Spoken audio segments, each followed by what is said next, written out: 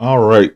Apologies for the very, very long delay, but welcome to my IAR history video. Um, this is the final version, and if my voice sounds a little bit raw right now, I am recording this after having spent the last 5 hours doing the audio recording of the script and re-recording and everything else. The version you will be hearing after this, I am not 100% happy with. However, I had to make a few compromises both in the script and in the scope of it. There will be things that I very much wanted to touch more on. There are parts of it that are glossed over and oversimplified. There are whole units that are never mentioned and everything else. I originally wrote the script including all of that and going into the depth of detail that I wanted to. And as long as this one is, the original script and the original recordings I had made of that before I decided to can it and redo the whole thing were 4 times longer. And no, I'm not going to make somebody sit through all me rambling for all that time. So this is basically the Cliff Notes, kind of, the inspirational whetting of the appetite to get somebody an overview of what the aircraft did in combat without getting into the weeds and into specifics. And I will be doing future videos where I hit much more on the battles and engagements and campaigns that the IAR and the ARR as a whole participated in, not just focusing on this one aircraft. However, I decided it would be better to save those for other topics than to get into them now. I freely admit I probably have a few mistakes in this. I may have incorrect attributions of quotes, things like that. I'm having to work off of so many sources, and I have been rewriting and redoing this for so long and so many times now.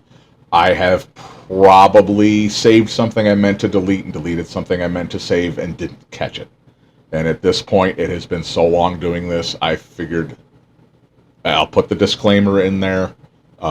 Be warned, there may be a few minor inaccuracies in this, but enough was enough. I need to get it out. So as of the moment I'm recording this, which is to say Armistice Day, November 11th at about 5 o'clock in the afternoon, I have finished, minus the editing, the audio recording of this. And I am now setting aside the time to do the video, do these segments, put the photos and maps and everything else together that I want to do. Hopefully, it will not be much longer, but it gives you an idea of how long I'm putting at this if it is a long gap between November 11th and when this finally airs. But I have been working on this pretty steadily from the last video until now. So about 9-10 months. That's not to say constantly nothing else. I have a full-time job, I have kids, I have a life, but I've been plugging away at this. So without further ado, thank you for sitting through this introduction and my explanation of what's going on, and I hope you all enjoy, and I will be back at the end of this for some follow-up. Thank you very much.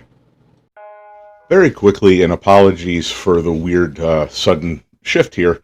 As I'm doing the editing, it dawned on me I'm using the Romanian designations and Romanian numbers and stuff like that without explaining what they are. So for anybody that doesn't speak Romanian, just as a real quick breakdown, as far as the designations go, the Romanians refer to their fighters and fighter planes as vanatoare or vanatori in plural or in general. That's not too far off from, even though it's a different language group, vanatoare, vanatori mean hunter in Romanian, which is, if you know German, they also refer to their fighters as Jaegers and things like that. So it works. It's just a different language. It's something most Americans and Anglos are not familiar with, so I wanted to clarify that. And secondarily, and apologies if I ramble a bit, I'm winging this real quick in the middle of an editing session after the idea dawned on me. When I refer to escadrilla, that is a squadron, kind of like in French, escadrille, like the Escadrille Lafayette, same word basically means squadron. Group, G-R-U-P, is equivalent to group in the American Air Force or Gruppe in the German Air Force. They organize differently than the Germans do. They're actually closer to in line with how like the French, British, and Americans organized units, especially the French and Americans. Whereas 2 to 3 squadrons may or may not be sequentially numbered, make up a group, and they tend to stay that way. And the numbers, just real quick, as I go through, you'll hear me refer to the group and squadron designations as numbers in Romanian, because I'm not fluent in the language, but I do try to do things like that in the language. 1 through 10 in Romanian, just so you can kind of understand what I mean when I'm saying the numbers. 1 through 10 is 1, 2, 3, 4, 5, 6, 7, 8, 9, 10. So Grupa 7 is the 7th group. Grupul 4 is the 4th group, etc. Higher than that, they number, it would be like, in English we say 53, would be 50 and 3.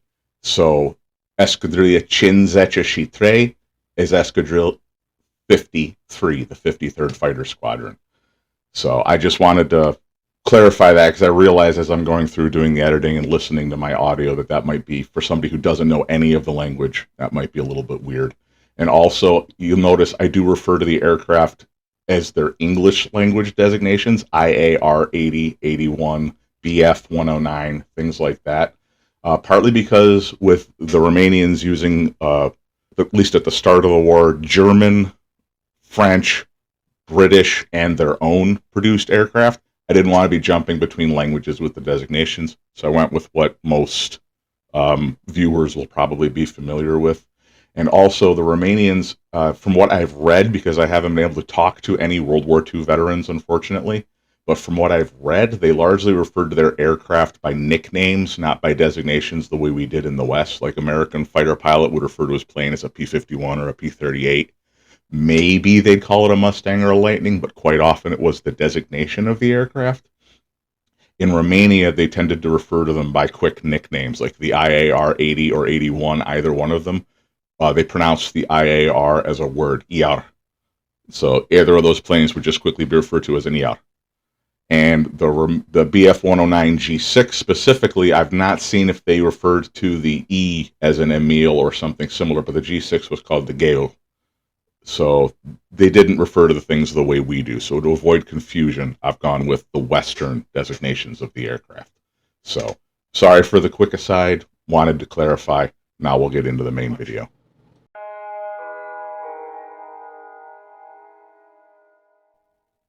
As a brief recap to start, the IAR-80 was developed and first flown before the war, and had already entered serial production and squadron service by the opening of hostilities on June 22, 1941. It was recognized early on that the type was woefully underarmed, with the prototype being equipped with a pair of 7.9mm FN Browning machine guns. An armament doubled to 4 of the same type in the production model. Examination of combat taking place elsewhere in Europe in 1939 and 1940 had made it abundantly clear that that too was far too weak an armament.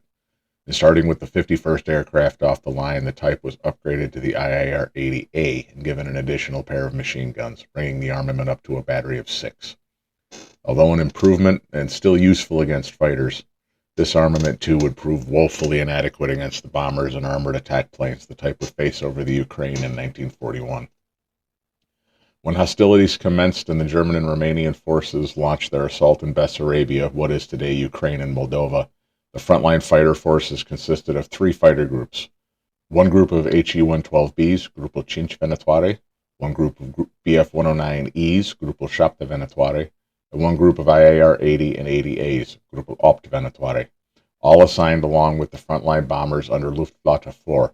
In addition, 3 groups of PZL fighters, Grupuri 3, 4, and 6, were assigned secondary defense duties, and a single squadron, Escadrilla 53, was equipped with Hurricane Mark 1s and assigned to defend the Black Sea coast, especially the port city of Constanța. The IARs of Grupul 8 were assigned to the pure fighter role, escorting bombers and defending the advancing forces against Soviet air attacks, while the Heinkel and Messerschmitt groups were assigned as fighter bombers, possibly partly due to their cannon armaments. In the opening weeks of the invasion, the ARR was mainly opposed by outdated and poorly flown I-153 biplane and I-16 monoplane fighters. Both types could handily outturn and outroll the IARs, but they were also slower and, in the case of the I-16, highly unstable in tight maneuvers and difficult for inexperienced pilots to handle. Some combat reports of the time compare them to spinning tops, as once control was lost, they tended to tumble wildly in an uncontrollable spin all the way down to a fatal crash. The IAR pilots found that their aircraft could climb and dive better and were far more stable and predictable in tight maneuvers, giving them an edge if they stayed fast and avoided getting sucked into a tight turning fight against the more agile types. However, in the hands of an experienced or talented pilot, both Soviet types could still prove dangerous, especially the I-16s armed with hard-hitting 20mm cannons. However, numbers, training, and the initiative of an overwhelming onslaught gave the Luftwaffe and ARR the advantage in the first months, and they pressed it ruthlessly. In the first month alone, by the end of July 1941, the Venatori were credited with 88 air-to-air kills and 108 destroyed on the ground, against a loss of 58 aircraft of all types, not just fighters, and 18 pilots lost in action. By July 28th, the Romanians had liberated the territories annexed by the USSR in 1940 and achieved their initial war aims, but the conflict was far from over. There was a brief pause as the ARR reorganized and moved up to continue the assault. The next target, Odessa, could not be reached by aircraft flying from bases inside Romania, so the units had to move up to newly captured former VVS bases. Likewise, the fighter groups went through a reorganization to make up for losses. Grupul 5, flying the HE-112, had been so badly mauled that it was reduced to a single squadron, and the two remaining squadrons were sent back to Romania and combined into one to train and re-equip in the IAR-80A, as were several of the now clearly obsolete PZL squadrons. These units were assigned as home defense units, while the front-line units moved up to forward staging areas. The offensive resumed on August 8th, and the drive on Odessa began in earnest. The air battles over the renewed assault built in intensity day by day, with both sides claiming and overclaiming large numbers of aircraft. The Soviet defense was stiffening, with reinforcements and better trained pilots arriving at the front through August, as well as newer, more effective types. The first confirmed encounter with the new IL-2 Sturmovik attackers, escorted by equally new Yak-1 fighters and Lag-3 fighters, were recorded by Grupul 7 on August 21st. The group commander was killed in the ensuing fight. The IARs would also encounter these aircraft in increasing numbers as the offensive drew closer to Odessa and resistance hardened, and it became even more apparent how woefully undergunned the type was once the IL-2 entered the picture. Even the cannon-armed Bf-109s struggled to deal with the flying tanks, with entire cannon drums being emptied into them time and again with no discernible damage done. Rifle-caliber machine guns were about as effective as throwing spitballs. The IARs proved a bit more effective against the new Yak and Lag fighters. Although slower in a straight line and not climbing as well as the Yak, they could still outmaneuver both types, and their battery of 6 machine guns could do enough damage to the relatively built aircraft to bring them down. Still, losses in airframes and pilots continued to mount, and the clamor for better armament grew louder, both among the pilots and the high command. Their indigenous fighter was still effective, but it was already becoming apparent that it was falling behind the enemy in terms of speed and firepower. One of these challenges was insurmountable with the resources at hand, but the other would be dealt with in stages and ensuing types. The offensive raged on, with a major crisis arising on the night of September 21st, 22nd, when a Soviet counterattack managed to penetrate the Romanian front near Chebanka-Grigorievka. Virtually all available ARR aircraft, including 62 fighters, were sent to attack the Soviets on September 22nd, with 10 Soviet aircraft being claimed that day in the air. The air battle was effective in keeping the VVS from supporting the ground troops effectively, and the breach was checked, with the Soviets pulling back and the Romanian offensive resuming on October 4th. It was at this time that the IAR-81, the dive bomber version of the IAR-80, entered the fray. They were attached to the Grupul 8, and 6 of them made their first attacks on Soviet shipping in the port of Odessa in conjunction with German Ju-87s. Only 2 missions of this type are recorded, but it's possible more were flown, or even just single flights going out into attack targets of opportunity. This new wrinkle in the aerial assault didn't turn the tide, but it certainly added to the concerns of the hard-pressed defenders. Several early assaults on the city were repulsed, but the Soviets finally withdrew across the Black Sea on October 16th, marking the end of the first campaign for the ARR. For the rest of 1941, the offensive would be carried on by the vastly larger German Army and Luftwaffe. By the end of the Odessa campaign, the ARR acknowledged the loss between June 22nd and October 16th of only 16 fighters, although modern research puts that number higher, probably closer to 50. Against that loss, the Venatore, of all types, claimed 322 air-to-air kills and 71 more destroyed on the ground, officially, which, even if drastically overclaiming, still put them at a very high kill-to-loss ratio. However, the VVS could easily replace their material losses and were already fielding improving types, while the far smaller ARR could do neither. The lull in combat would last, at least for the ARR, well into 1942. Between October 17, 1941 and August 1, 1942, only 7 Soviet aircraft were claimed as destroyed, mostly the occasional lone recon plane or aircraft caught patrolling out over the Black Sea. Much of this time, however, was spent in rearming and re-equipping the Venatore. At the same time, the newly upgunned IAR-80B was coming online, with a pair of its 7.9mm machine guns swapped out for a pair of 13mm ones. All of the PZL units were re-equipped with the IAR-80, as well as the former Hurricane-equipped Escadrilla Cinquecento. A new unit, Gruppo Noah, was established, likewise equipped with the IAR-80 and B, and Gruppo Chassa Venatore was fully equipped with IAR-81s and redesignated Gruppo Chassa Bombardment and Piquage, or 6th Dive Bombing Group. All of this reshuffling and retraining was completed by the end of summer 1942, when the ARR would re-enter the fray, just in time for the drive toward one of the most horrific battles in human history. So, at the end of 1941, and the conclusion of the first campaign of the ARR, where did the IAR-80 stand? Well, for starters, let's compare it against its two most frequent fighter opponents, the I-16 and the Lag-3, as well as the top-of-the-line stablemate in the Luftwaffe, the Bf-109F. The IAR-80, to recap, was armed with 6 7.9mm, or let's just say 30 caliber, machine guns, and had a top speed by most sources of around 320 miles an hour at about 16,000 feet, although this is a good bit less down low where most combats on the Eastern Front took place, barely being able to top about 270 miles an hour at sea level. The I-16 was much smaller, rolled and turned like a bug, which gave it the nickname among some of the Fly, and was armed with a pair of 20mm cannons and another pair of 30 caliber machine guns. It could, by most accounts, hit a top speed of around 300 miles an hour, just below 10,000 feet. The Lag-3, in its most common variant, was comparable in size and armed with a single 20mm cannon and a single 30 caliber machine gun, half the firepower of the I-16. But it could reach a top speed of over 360 miles an hour and was ruggedly constructed, especially when being shot at by rifle caliber bullets. Finally, the Bf-109F in the early variants, as seen in the summer of 1940, was armed with a single 15mm cannon, which became standard 20mm cannon, starting with the F4 variant, which came online a little bit later, and a pair of 30 caliber machine guns. It could hit top speeds of around 370 miles an hour, increasing to almost 400 miles an hour in later variants at around 20,000 feet, and was highly agile.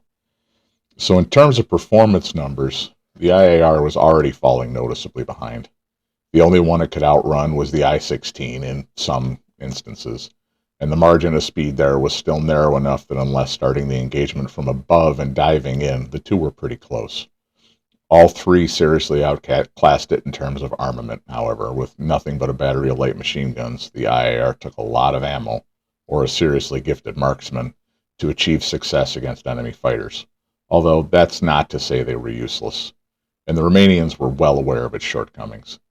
Demands were reaching high command within weeks to upgun the type, and plans were also put into effect to try and find a better engine, which I touched on briefly in the previous video because they didn't really amount to anything of note. The IAR was slow, and it was going to remain that way.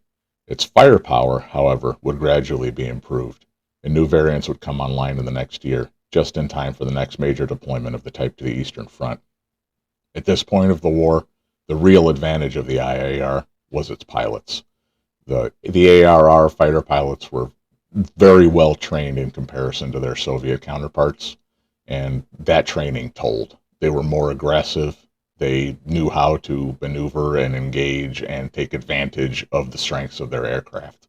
whereas the VVS pilots of the Soviet Union were usually very poorly trained, very poorly led, and flying aircraft that were not really suited to the type of tactics they were trying to use. However, that too would change in the coming years.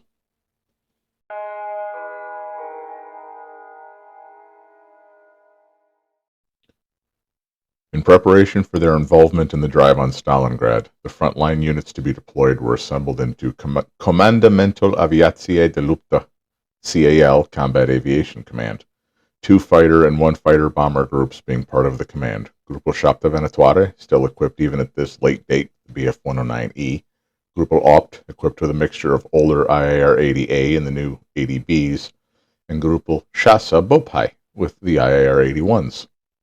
These 3 units, with their combined 8 squadrons, added up to slightly less than 100 total aircraft. The headquarters elements deployed to the area in early September and were followed by their component units, Grupul 8 arriving first, followed by Grupul 6. These units arrived at Tuzov, less than 15 miles behind the then front lines, and almost immediately commenced combat operations. They were followed by the 109s of Grupul 7, which deployed forward to Karpovka a week later, sharing the field with Luftwaffe 109 units. For the next 2 months, the fighters flew a mixture of bomber escort, fighter sweep, point defense, and recon flights, sometimes up to 5 sorties a day until the weather turned in November. The temperatures fell well below zero and the winter winds kicked up, making operations much more difficult for the increasingly worn-out ARR aircraft and pilots. Many of their aircraft simply refused to start or operate properly in the cold. Aside from a few isolated successes, the fighters didn't accomplish much, at least as far as adding to the victory claims go. Despite the intensity of the ground combat, the VVS was relatively thin on the ground, and very few sorties encountered Soviet aircraft, even fewer leading to successful engagements. The 81s of Grupul 6 had even less success. Despite fighting frequently in support of the advancing Romanian and German ground units, they don't seem to have accomplished much and took numerous losses to ground fire and accidents. The CAL was renamed GAL, Gruparia Ariana de Lupta Combat Air Grouping, in early October, but largely things continued in this vein until November 19th, when the massive Soviet counterattack slammed into the Romanian army. The focus of the GAL immediately shifted to supporting their hard-pressed comrades on the ground, most missions now being ground support, close cover against attack aircraft, and escorting the Luftwaffe cargo planes desperately attempting to resupply the forward units that were rapidly surrounded and cut off by the Soviet advance. But there was little the airmen could do against the overwhelming flood of Soviet men in armor, and the retreat continued, pulling further and further back from Stalingrad well into 1943. As forward airfields were overrun, the air units pulled back to safer areas, until mid-January when the IAR-equipped Grupuri, 6, and 8 were fully withdrawn to Romania. The 109s continued, despite their heavy losses, until they were eventually reduced to only 10 operational aircraft and were withdrawn to Romania as well late in February. For the Venetoare, the campaign had been grueling, frustrating, and costly, with combined losses of approximately 30 aircraft, roughly a third of the equipment they'd begun with, including 12 Bf-109Es abandoned when their airfield was overrun by Soviet armor in late November, with a paltry 39 kills being awarded through the whole campaign.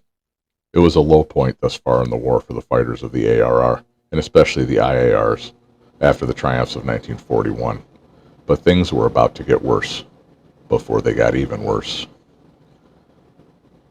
Before moving on, let's recap like we did after 1941.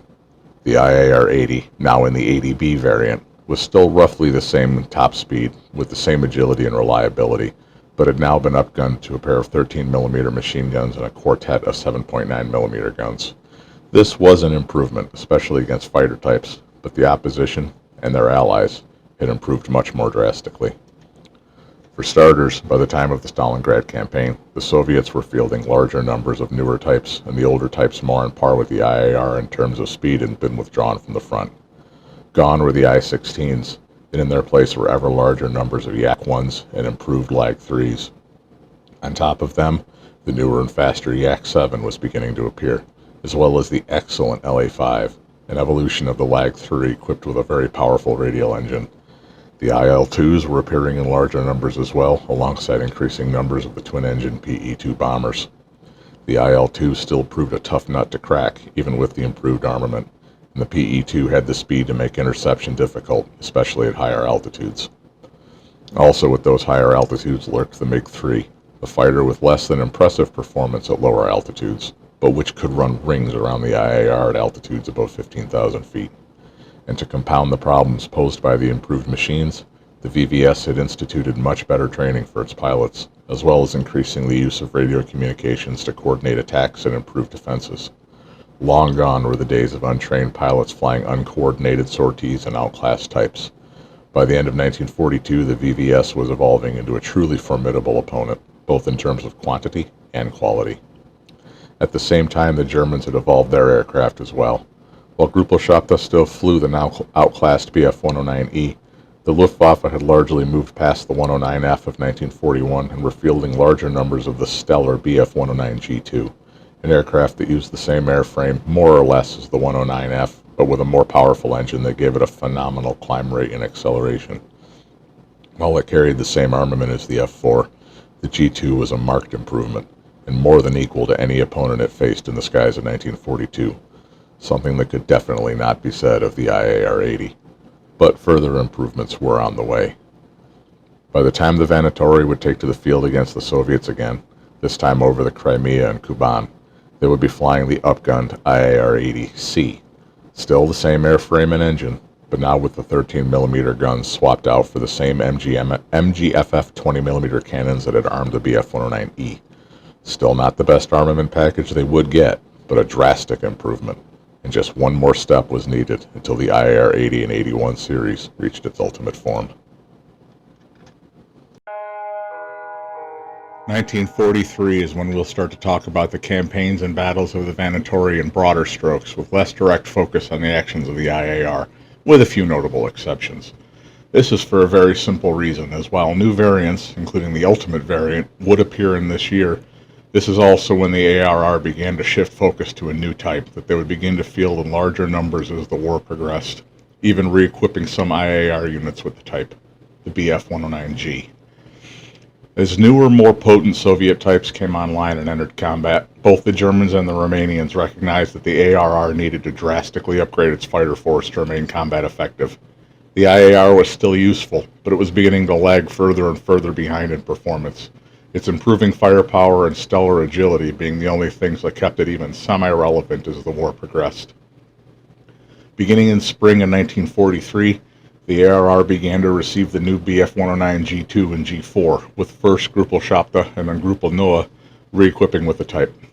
Some pilots were kept in the units and trained on the type by Luftwaffe pilots, largely from JG-52, while others were assigned to temporarily fly with JG-3.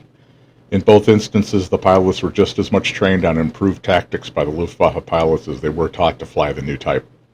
Soon these units were temporarily grouped into a combined tactical grouping known as the Deutsche Königlich Romanische Jagdverband, literally German Royal Romanian Fighter Unit, flying out of Pavlograd, sharing the field with 3rd Gruppe of JG-3. They began to enter combat at the end of March. They continued to fly together until the beginning of June, and that time they'd been credited with 28 Soviet aircraft destroyed for the loss of 3 pilots. The reformed Gruppelschafte, now fully equipped with the Bf-109G, moved to Mariupol, where they joined the fighting around the Kuban and Crimea region. Gruppelschafte would continue in action in the region for several months while Gruppe Noah trained and re-equipped back in Romania, and at the same time the IARs were fighting over the Kuban bridgehead, albeit with little success. Gruppe Patru had deployed to the region after Stalingrad to support operations in the area, but they were largely relegated to close support and ground attack missions. The unit was withdrawn from the region in summer without having achieved much of note. It was becoming readily apparent that the days of the IAR as a frontline fighter were already drawing to a close. However, the demands of total war would mean that it was not ready to disappear from the skies just yet. At the end of 1942, orders had been placed for a new variant to be designated the IAR-81C. But despite its designation as an 81, this variant, the final version to enter production, would be used almost exclusively as a fighter, though retaining its ability to be equipped with bombs when the tactical situation called for it. The 81C, which would eventually account for nearly half of the entire series production of the IAR-80-81 family, accounting for 250 of the 450 examples built. This ultimate version was armed with a pair of the excellent MG-151 20mm cannon, the same type as used on the Bf-109G, and a pair of the old 7.9mm machine guns. While it still had the same engine, limiting its speed, the devastating firepower coupled with its superb agility would lead to some nasty surprises for the ARR's opponents, which were soon to add another air force, one that would prove even more lethal than the VVS.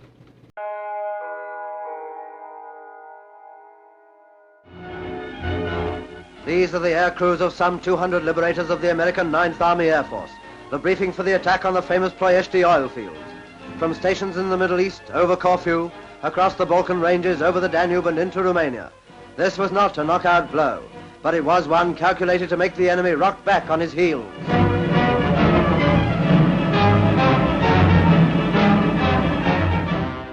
On the morning of August 1st, 1943, about 180 B-24 Liberators of the 9th U.S. Army Air Force took off and headed north across the Mediterranean with a new target in their sights, the Romanian oil fields of Ploiești, north of Bucharest. Without getting into the weeds discussing the whole of the mission, which I will be doing a dedicated video on, their plan to come in low and avoid the radar defenses of the region didn't work out, and several factors, including their own tactical errors, allowed the defenders to get into the air. Specifically for the ARR, Escadrilla 53 flying Bf-109Gs alongside the first group of JG-4 in defense of the oil fields, as well as the IAR-80 and 81s of Grupuri, Patru, and Șase. In an hour-long running battle over and around the oil fields, the ARR was credited with 10 bombers destroyed and 2 probables for the loss of 1 IAR and 1 Bf-110 from the night fighter squadron, while the Luftwaffe claimed 7 more for the same losses, a single Bf-109 and a Bf-110. Anti-air defenses were credited with 17 more, and more damaged aircraft were lost on the long flight home, in addition to more being claimed by Bulgarian defenses. All told, the U.S. Army Air Force lost 57 bombers on the raid, and only managed to reduce the output of the oil fields for a few weeks. But both the Luftwaffe and the ARR knew that this was just a taste of what was to come. The Americans would be back, and in ever-growing numbers. If anything, the raid only served to alert the Axis to the vulnerability of the target, and the bomber crews and fighter pilots who would follow them would pay the price for exposing this weakness. By the end of 1943, the ARR was feeling the pressure on the Eastern Front, and was seeing the looming shadow approaching from the west as well. The campaigns of 1941 through 43 had been a slowly building fire. 1944 would explode into a raging inferno that would burn the country from the rafters to the basement. Okay, so to recap, as we've done for the previous years, and apologies if you're hearing any kind of a buzzing noise in the background, my heat just kicked on, and oddly my computer started making a buzzing noise, but hopefully it's far enough away from the mic that it won't pick it up. But anyway, from 1943 to going into 1944, the IAR was increasingly faced with, let's just say, opposition that it probably could not handle on a one-to-one basis for the most part, pilot quality and tactical situation being an exception to the rule. The Russians were fielding aircraft now like the LA-5, going forward the LA-5F and the LA-5FN, and eventually the LA-7, along with the Yak-9, the Yak-3, the upgunned and improved IL-2s that now had a rear gunner, and even heavier and faster attack and bomber aircraft like the Tupolev and Petelyakov bombers. So on the Eastern Front, the IAR was increasingly relegated to a background supporting role, for lack of a better way to put that. It had the firepower once the IAR-80C and 81C came along, and it definitely had the maneuverability if it could sucker somebody into a tight fight. But in terms of speed, altitude ability, the ability to dictate when combat was joined, it couldn't run from anything, it couldn't chase anything down. Basically all it could do was, if the tactical situation saw it in a combat situation, it could hold its own in a one-on-one with a good pilot. And that would only get worse going into 1944, because to get a little bit ahead of ourselves, although as what I said at the end of this chapter, you can already see where we're going with this, it would begin to face the American heavy bombers, the B-17 and the B-24, both of which were usually flying very high in tight, close formations, and armed with, let's just say, a brutal battery of 50 caliber Browning machine guns. Uh, a few hits from that pretty much anywhere other than a non-vital system like through a wing or a tail was going to be critical for that aircraft and probably take it out. If anybody's ever flown it in War Thunder, they know exactly what I mean by that. It lights up easily from 50 caliber fire. That is a big bullet that hits hard. And to compound the issue, by the time the Americans were in large numbers flying over Romania, attacking Bucharest, Ploiești, and a few other little targets, doing their best to take out the German infrastructure, uh, partly to take out the oil fields, as we'll get into, and also partly to make things a little bit easier for the advancing Russians, as at that time they did still obviously see themselves as allies, not just co-belligerents, so they were trying to help on the Eastern Front. That's something that a lot of people tend to forget. The bombers were escorted by P-51 and P-38 formations. Uh, the P-51, the version as they were encountering at the time, was the Razorback B model with 450 caliber machine guns, and the P-38 by this point was the J with 450 caliber machine guns and a 20 millimeter cannon. And again, if we're talking high altitude, going against very well trained and highly aggressive fighter aircraft being flown by the 15th Air Force, the IAR was basically cannon fodder. It was about to be useless in a modern air-to-air engagement. Now, as we'll get into in the next one, we'll talk a little bit about if the situation was right. It could certainly hold its own. If you know what I'm talking about with that, you know. But the IAR's days were sadly very close to over at this point. So, without belittling the point and getting into breaking down all the stats, I think I pretty much covered it. If you're familiar with the aircraft, you'll know exactly what I'm getting to. But by the end of 1943, going into 1944, the IAR's days were severely numbered. And 1944 was about to be a very, very bad year.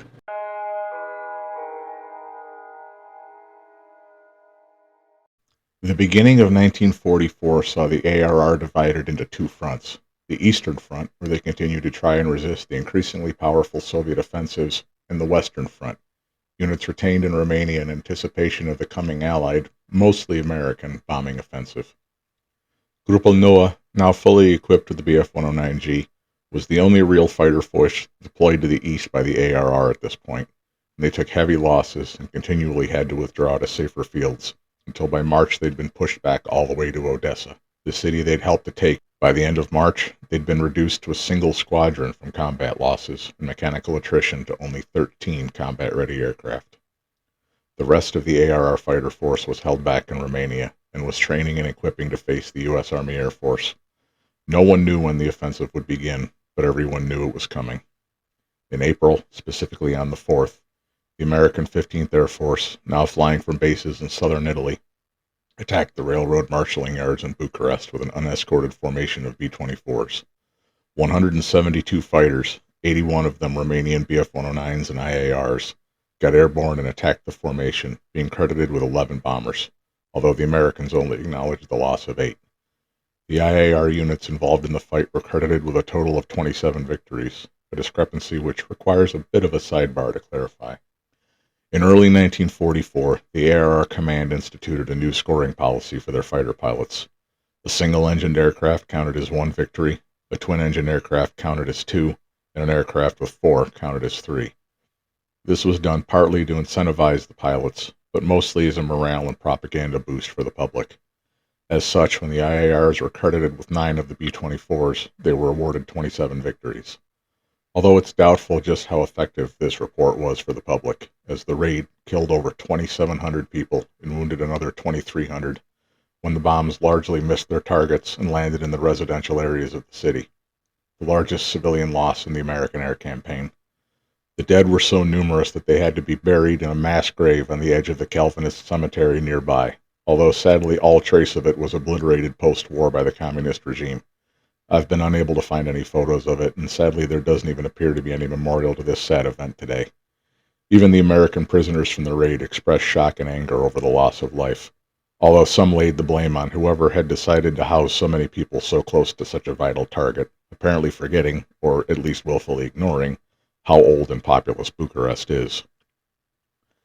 At the same time, the RAF was carrying out night raids against Romania, but they were only opposed in the air by the Germans, as they felt the Romanian pilots and support were too inexperienced and would only hamper their efforts.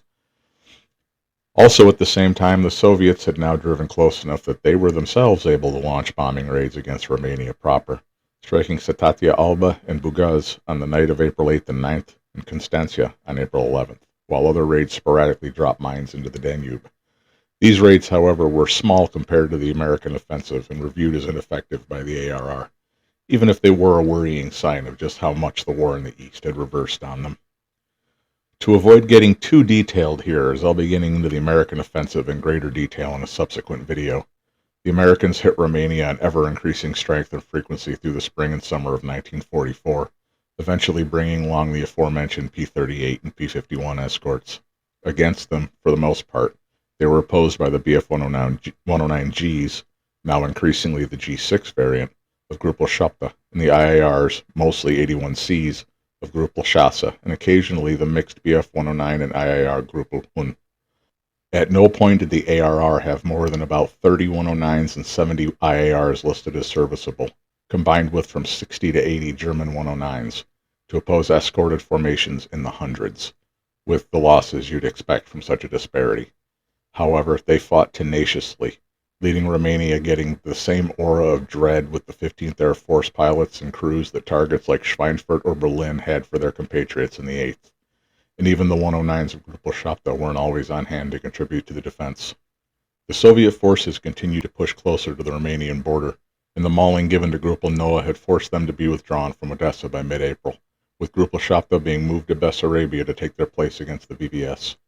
This left only Grupul Șase and the relatively inexperienced Grupul Doi at Pepera to oppose the American raids.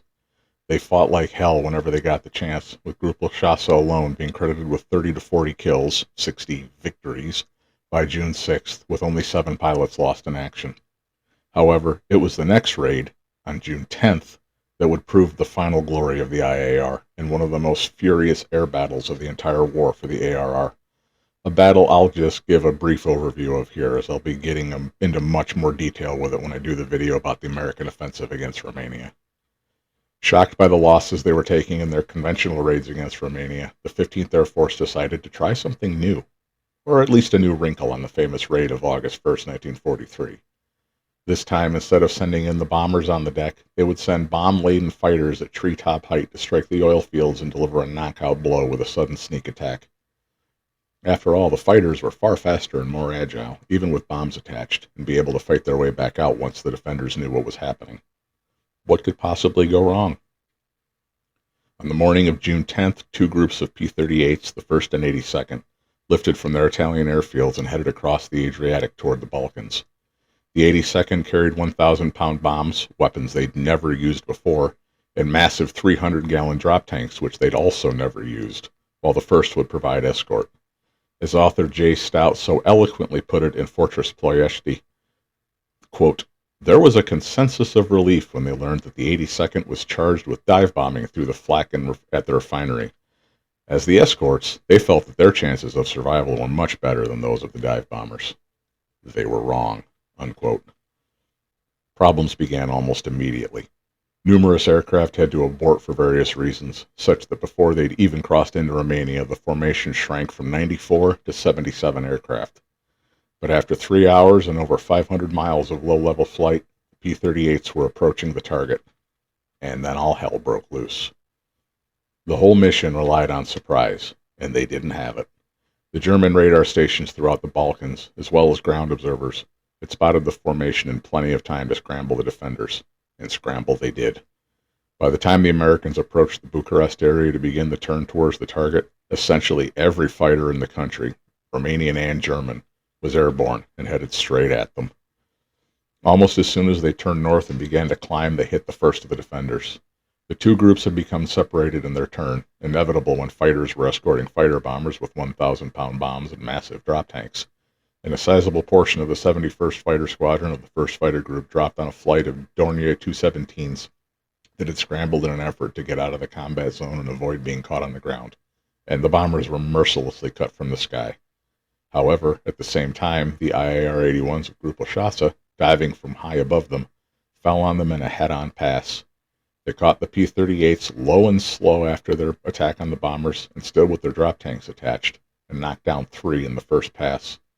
The combat quickly devolved into a low-level knife fight, one which gave nearly every advantage to the IARs, and the 71st was almost completely wiped out. Only one pilot was able to return to base intact. Only 3 IARs were lost in the action, despite the only survivor, Lieutenant Herbert Hatch, being credited with 5 kills. They, however, also claimed 23 Lightnings in the fight, despite the 71st only totaling 16 aircraft at full strength. Both sides overclaimed, understandable in such a chaotic mess, and misidentification was also a humorous side note. The Americans rated the Romanians as a second-rate opponent, despite the losses they'd been taking to them, as well as being essentially unaware of the existence of the IAR.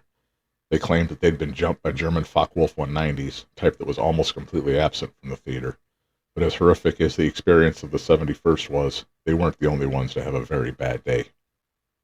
The 82nd and their Romanian escorts were fallen on over Ploiești by Grupo Șapte and their German allies, and while not as horrendous as the fight further south, they also suffered heavy losses with very little to show for it. Altogether, the raid lost 23 P-38s, the greatest single loss of the type in a single action in the entire war, despite Axis claims of 51 kills. The Americans overclaimed just as drastically, being credited with 33 kills all told, despite total losses of Axis aircraft of all types and to all causes over Romania that day only totaling 14, including aircraft destroyed on the ground. It was a triumph for the defenders and a disaster for the Americans, but it wouldn't stop the inevitable. The bomber raids resumed the very next day and would continue with increasing intensity. Not only the 15th Air Force was now hitting Romania, but the Operation Frantic shuttle raids of the 8th Air Force, where they bombed Germany, continued on to Russia, then later bombed another target on their way to Italy before flying another mission on their return to England, now meant that they were occasionally facing the bombers and Mustangs of the 8th Air Force as well. Raids continued and losses mounted at an alarming rate. ARR High Command themselves acknowledged that between April 4th and June 24th, their fighter force had fallen from 115 total aircraft to less than 50 of all types, with 33 of their irreplaceable pilots killed in action. Losses among the ARRs were so bad, and would continue in that vein, that on July 5th, the type was ordered to be removed from home defense duties entirely, and the survivors were transferred east to face the Soviets. Things continued to get worse. The remaining 109s of Grupo Șapte and Grupo Noua continued to take losses, not to mention their German co-defenders. They had their best day when they caught a formation of escorts by surprise and claimed 8 P-38s. The Americans actually lost 5. But a few days later, the same units met, and 7 of the attacking Bf-109G6s were lost to American guns. More claims were made, and losses mounted, as July continued and rolled into August, until finally, on August 18th, they met for the final time. 3 Bf-109s of Grupo Noua fell, including their commander and the then top-scoring Romanian ace, Alexander Șerbenescu, to the P-51s of the 31st Fighter Group, with no victories of their own claimed. The next day, ARR Command ordered the survivors of the two 109 groups to cease combat operations against the Americans, an order which angered and humiliated the pilots. As Jan Dobran of Grupo Noua noted in his diary that day, quote, "The group ran away," unquote. Just the next day, August 20th, the Soviets launched a major offensive towards Romania.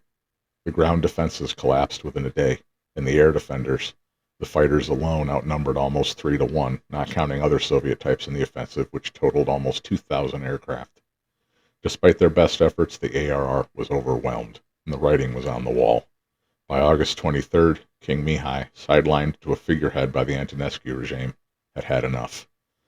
On the evening of August 23rd, Mihai launched a coup which overthrew the Antonescu government and immediately asked the Allies for an armistice.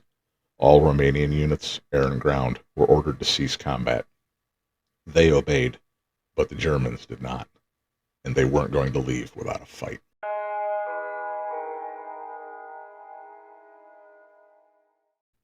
The coup of August 23rd brought chaos and confusion to Romania, especially in the air. The two forces had fought side by side, shared hardships, and suffered the same reversals for over 3 years.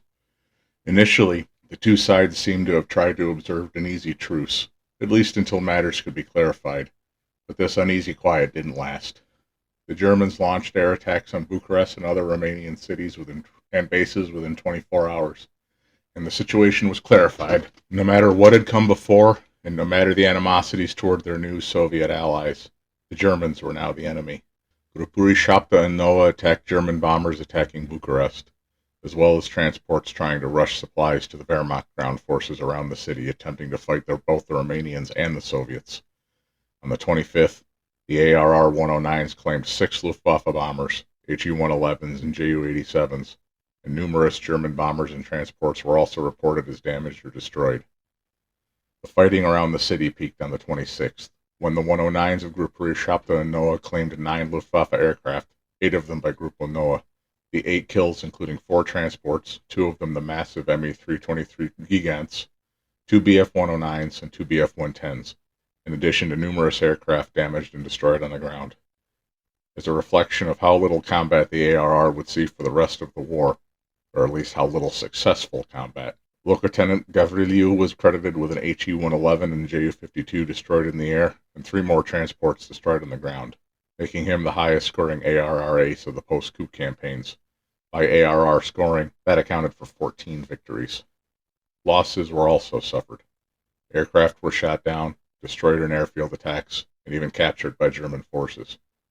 By the end of August, when the Germans withdrew to Hungarian-controlled Transylvania, the ARR had claimed a total of 22 aircraft destroyed, both in the air and on the ground, while losing 4 aircraft in the air and 30 more on the ground, including some reportedly destroyed by roving VVS and U.S. Army Air Force aircraft despite the switch of sides. Confusion reigned for that week. The next phase of the war, what the Romanians referred to as the Western Front, or the Transylvanian Campaign, began badly when the Luftwaffe attacked the ARR training base at Gimbav on September 3rd, destroying 3 IARs, 5 trainer aircraft, 2 liaison aircraft, and the ARR's airworthy B-24 they'd salvaged after the August 1st, 1943 raid and used to train their pilots on anti-bomber tactics.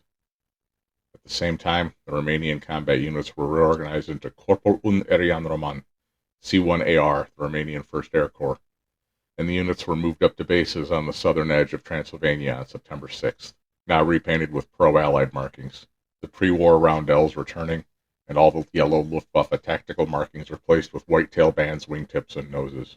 C-1AR composed of the Bf-109-equipped Grupo Shapta Noah, the 2 units being amalgamated in the face of recent losses with 27 109s, and Grupuri Doa and Shasa, with 57 IAR-80 and 81s, and the separate Escadrilla Paisetici Patro with a mix of 109s and IARs. A total of 99 fighters deployed alongside the bomber and attack formations to support the Soviet offensive into Transylvania, with combat commencing on September 7th. Things started poorly for the Romanians. The first unit deployed and sent into action was the inexperienced Escadrilla Paisetici Patro, which lost 2 IARs to collisions on their first missions, both pilots being injured but surviving. That same day, 6 IARs on a recon flight north of Sibiu encountered 8 German Focke-Wulf 190s, one of the ARRs going down in flames. The pilot was badly injured but survived. The next day, the rest of C-1AR was in place and commenced combat operations in the Sibiu area, the IARs of Grupo Doa going into action almost as soon as they arrived that day. That same day, the ARR officially lost its first aircraft to friendly fire from a Soviet anti-aircraft gunner, being shot down as it came in to land at Timișoara. Relations between the two allies, or more realistically co-belligerents, was tense, especially among the air units. Romanian aircraft were forbidden to land at VVS airfields, no matter the circumstances, and ARR pilots were forbidden to carry sidearms into the air as well. Any pilots who violated either rule were subject to being accused of spying and threatened with summary execution. The Romanians had traded one brutal dictatorship as an ally for an arguably even worse one.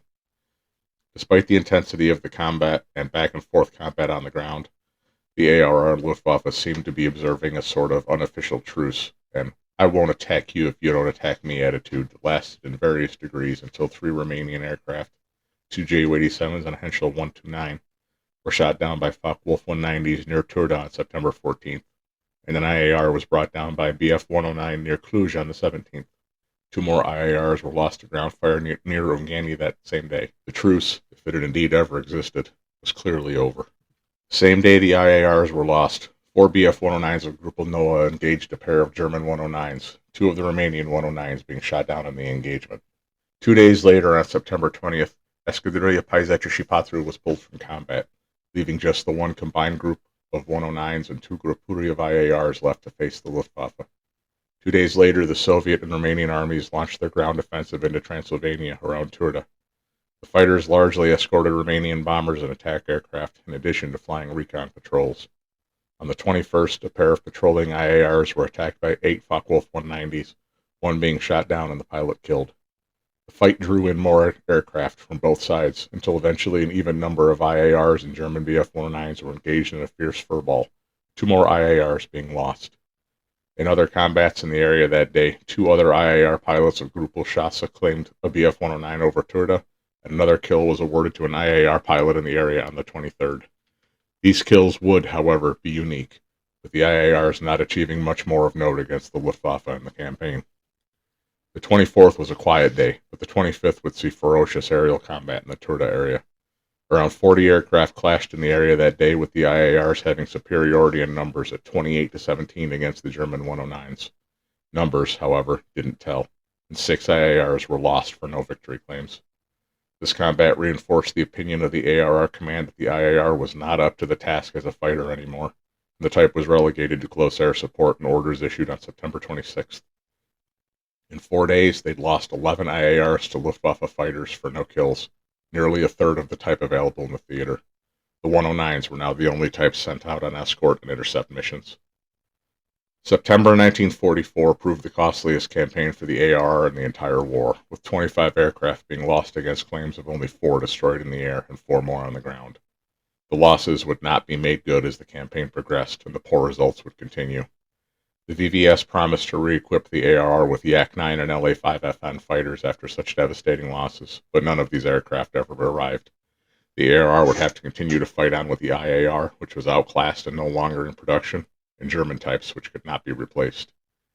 The ARR moved up to better bases around Cluj on September 23rd, but the tempo of operations declined drastically once the calendar rolled over into October.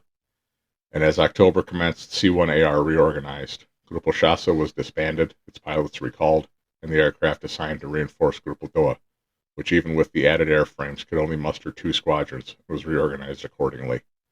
Likewise, the 109s of the combined Grupul Shata Shinoa were condensed into 2 squadrons of just Grupul Noah. The entire ARR fighter force had been reduced to fewer than 50 aircraft, half of what it had fielded a month before, and things would only continue to get worse. Poor weather, declining numbers, and plummeting morale limited the ARR's involvement in the campaign going forward, but thankfully similar issues affected the Luftwaffe in the region. When the campaign to liberate Transylvania wrapped up on October 25th, the ARR had made no further claims and suffered no further combat losses, although mechanical attrition due to weather and accidents continued to whittle down their strength further. C-1AR moved up to Tyrkeva in Hungary, but bad weather and attrition continued to be a bigger threat than the enemy. The entire C-1AR was stood down due to bad weather and low numbers in early December, although they did move up to better airfields closer to Czechoslovakia, but the bad luck continued, with weather-influenced landing and takeoff accidents accounting for all the losses in December, nearly 1/3 of the available aircraft. The fighters were stood down on December 13th, and the ARR's involvement in the Hungarian campaign officially ended on December 19th. However, the war wasn't over. Beginning on December 20th, fighters moved up to support the drive into Czechoslovakia, moving up to Miskolc. On that day, the 109s of Grupul Noah escorted 30 twin-engine bombers to attack the railroad facilities at Lucenic, but no aircraft were encountered. 2 days later, a 109 was lost in a quick fight against the Luftwaffe's 109 while escorting Romanian Ju-87s, and 2 IARs were lost in action the next day. The last combat loss of the year occurred on Christmas Eve, with a Romanian 109 being forced to crash land after being hit by flak over Vadna. At the end of the year, losses were compiled. Since the start of October, the ARR had claimed only 4 air-to-air kills, for a loss of 26 officially being destroyed in action, plus non-combat attrition. The glory days of Barbarossa and the force that had fought tooth and nail to resist the U.S. Army Air Force offensive just 6 months before was staggering across the finish line on very shaky legs.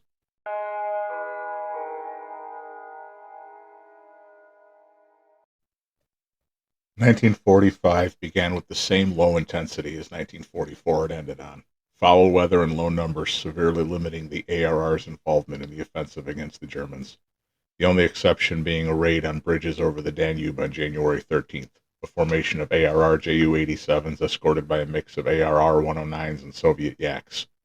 No opposition was encountered in the air, and the bridges weren't destroyed.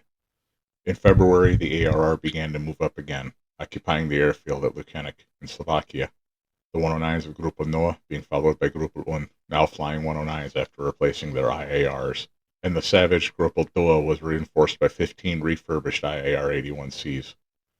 Grupa 1, however, was poorly trained, and they were soon relegated to ground support and other missions that reduced their chances of running into the Luftwaffe. At the end of the month, the entire remaining ARR force was assembled to support the final drive to push the Germans and Hungarians out of the region. On February 25th, a mixed force of Savoia SM-79s and Ju-88s, escorted by Bf-109s of Grupa Noa, assembled to hit numerous targets ahead of the offensive. Initially, little opposition was encountered, but as the mission progressed, more German aircraft were sent to the area. A pair of Bf-109s of Grupa Noa, led by Constantin Cantacuzino, the top Romanian ace of the war, jumped a flight of Focke-Wulf 190s attacking ground targets and promptly shot down one of them, but they were jumped by more fighters as they searched for the crash site to confirm their kill, and were both shot down themselves. Cantacuzino survived, but his wingman, Trezhan Darjan, another ace with 12 kills, was killed. Later that day, a flight of 4 Romanian 109s was jumped by 4 Luftwaffe 109s, 2 being critically damaged. The day ended with another Romanian 109G shooting down a German 109K in what would prove to be the final ARR kill of the war. After February 25th, the dwindling assets of the Luftwaffe and the relentless push of the combined Soviet-Romanian offensive reduced German opposition in the air as much as Romanian dwindling assets and exhaustion limited theirs. The 109s continued to fly defensive patrols over the ground forces, and the IARs put in hard work and ground support, but the war was winding down. The ARR continued to move up, and ground fire continued to take its toll, but air combat, against aerial opposition, was at an end. They continued to fight and patrol right up until the end. The final offensive was launched on May 6th, but orders were issued to stand down on May 9th.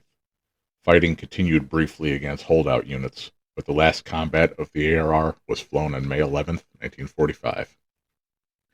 In the final campaign, the ARR mustered a total of 88 fighters and flew right up until the end, 10 fighters being lost in combat. But after February 25th, no further air victories were claimed or confirmed. The remaining Romanian soldiers and airmen faced an uncertain future as they returned home, the country already starting to descend into political turmoil. As Horia Pop of Grupa Noa wrote at the end of his wartime logbook, quote, "The war is over. What now?" Unquote. The rest of 1945 saw the ARR, and the rest of the Romanian military as a whole, return home to a rapid drawdown of forces. Men were discharged, machines were scrapped, and the process of removing men with questionable loyalty and replacing them with politically reliable ones began as the country, despite still being officially under King Mihai, shifted to a socialist regime aligned with Moscow.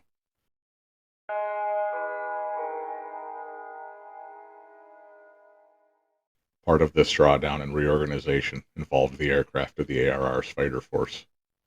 The two types remaining in frontline service, Bf-109 and the IAR-81, were an embarrassment to the new socialist order. One the product of fascist Germany, and the other a relic of the royalist, semi-fascist Romanian regime which had produced it. Once newer, Soviet-supplied aircraft began to replace them in the coming years, the 109s completely vanished from the rolls except as a few relics kept on as trainers and instructional aircraft, and the same fate befell the IARs. The few kept on as fighters were only used as advanced trainers, and several were converted to two-seat trainers as well, the IAR-81 DC. Even these only saw very limited use.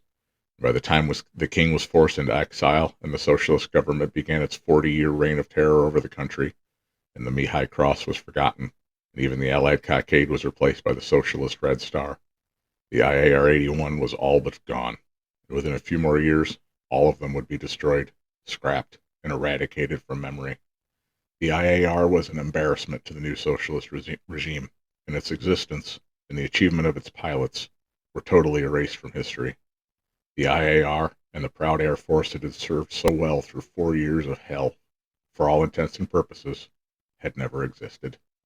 But their memory and their legacy would survive, and eventually it would be remembered again by new generations.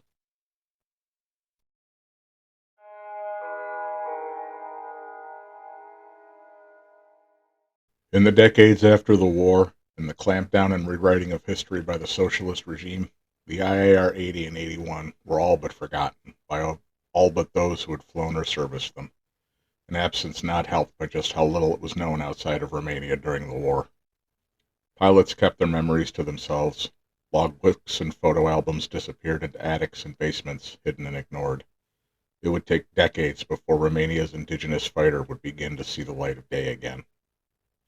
It began, oddly enough, outside the country of its origin. In the 1960s, numerous aviation writers and historians in the West, especially the US and UK, began to come across references to it in their research. But at best, these were passing references, mentions in combat reports and period newspapers, and the occasional grainy photo. But curiosity was stoked, and more research and digging began.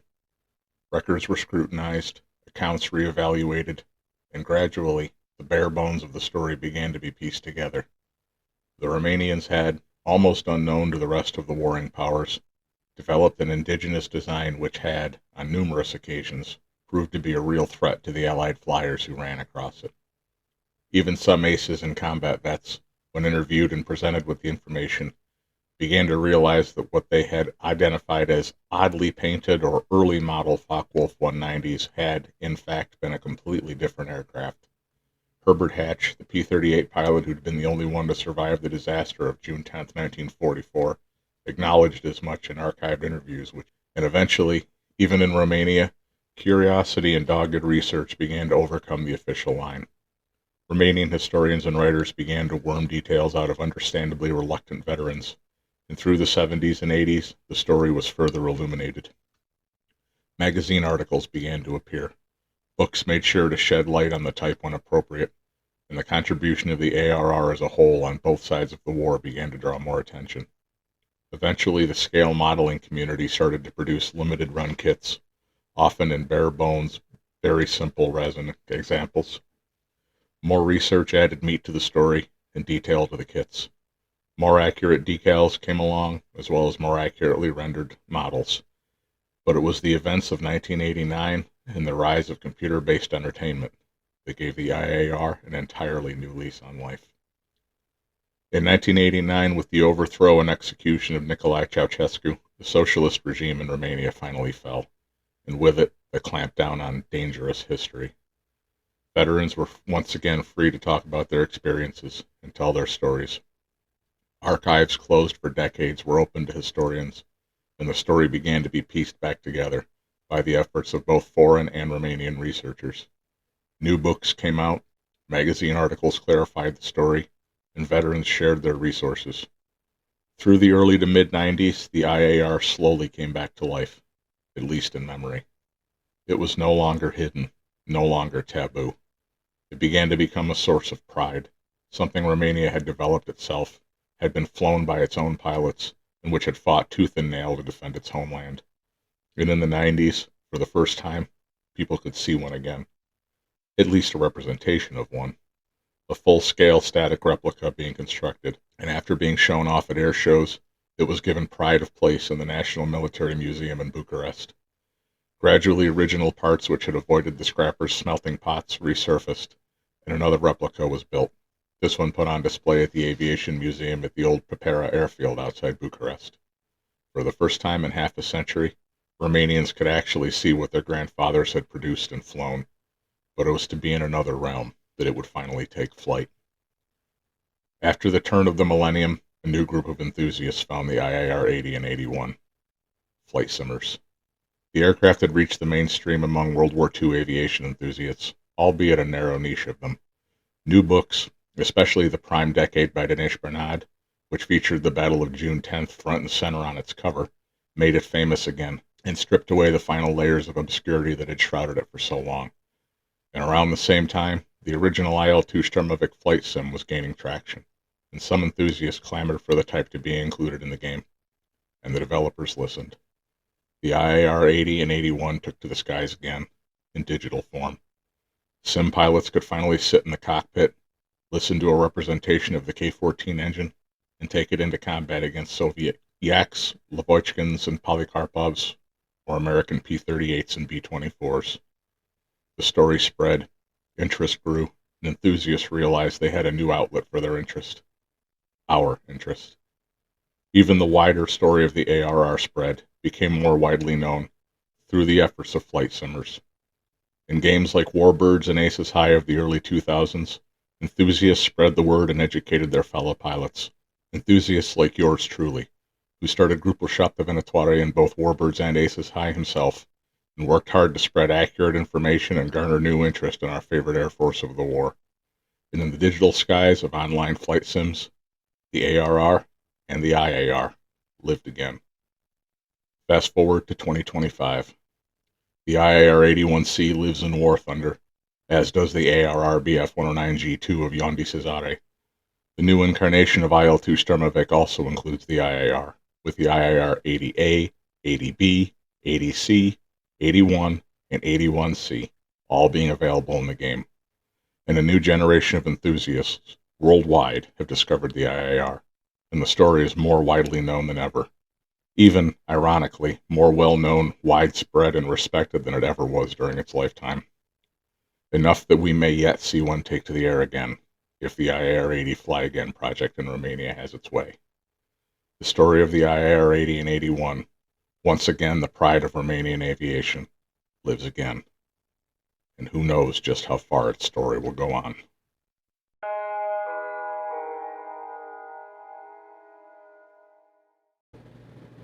So to wrap this up with an unscripted summary, what can you really say to summarize the story of the IAR in combat?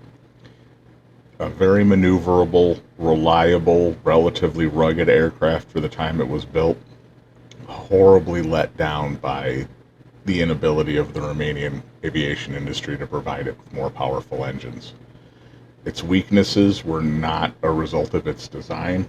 They were a result of the inability of their industry to up-power it and keep pace with what was coming out in later years of the war. 1941, 1942, it was, I won't say a world-class fighter, but it was definitely one that could hold its own, could prove a threat. 1943 and going into 1944, one that wasn't useless, but one which was by now thoroughly outclassed, even with the increase in firepower, and only the ability of its pilots and tactical opportunity could make it the real lethal weapon that it needed to be at that point of the war. From mid-1944 through 1945, unfortunately, it was nothing to really write home about anymore. Technology had advanced so far beyond it. Aircraft design had left it in the dust. This was still an aircraft designed in 1938, put into production in 1940 and 41, with a 1930s engine on the cusp of the jet age.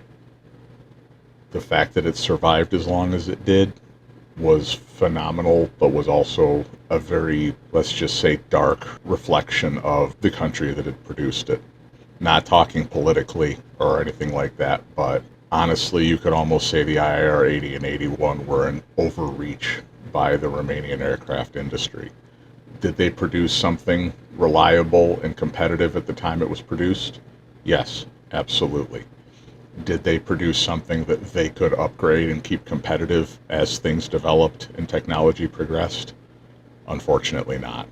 The IAR-80 and 81 had Barbarossa succeeded and the war ended in 1941-42, I think would be remembered much better than it is now.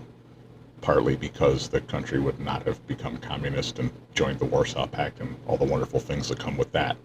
But living as long as it did, it's almost like a car design that just goes beyond when it's no longer relevant, or a celebrity who sticks around until they go from being loved to being hated.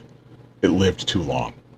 And even if it hadn't lived too long, it still would have been forgotten because everything left it behind. So, a good aircraft, a beautiful aircraft, and one that fought like hell and served right up to the end of the war as best it could, did its best for its pilots, did its best to serve its country, but by the end it was just, it had been left behind. So on that note, I was going to put something else at the end of this, but I'm having a very hard time getting it together and making it. So rather than drag this out any longer than I have to, I'm simply going to end this, say thank you very much for watching. If you get the chance, please give me a like and subscribe. And we will see you in future videos, much more on this broad area of topics. And I won't say what's going to be next because it depends on what I can get the sources for the best and do the research on the most in-depth without going into the weeds. But either way, thank you again for watching, and we will see you on the next one. Later, all.